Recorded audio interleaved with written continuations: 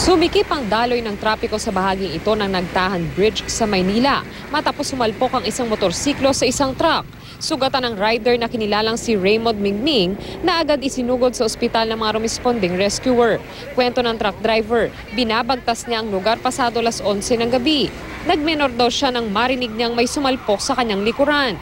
Posible raw na sa bilis ng motorsiklo, di nito kinayang huminto o umiwas sa truck. Dito kami sa gitna eh. Ngayon pagka-cut niya na gano'n, nag-minor ako.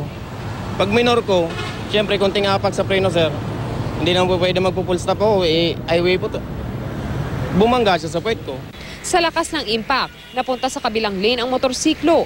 Kaagad siyang nilapatan ng paunang lunas bago dalhin sa ospital. Tingin ng pulis na rumisponde sa insidente. Ang pagmumodify ng motorsiklo ang isa sa posibleng dahilan ng aksidente. Kung titignan mo yung motor, hindi na yung tunay na original setup ng motor eh. Siyempre, sunod sa uso. Pero yung pagkaka-modified nun, isa yun sa mga factors. Kaya kapag nagkaroon ng konting maling diskarte sa motor niya, yan ang nagiging dahilan. Von Aquino, GMA News.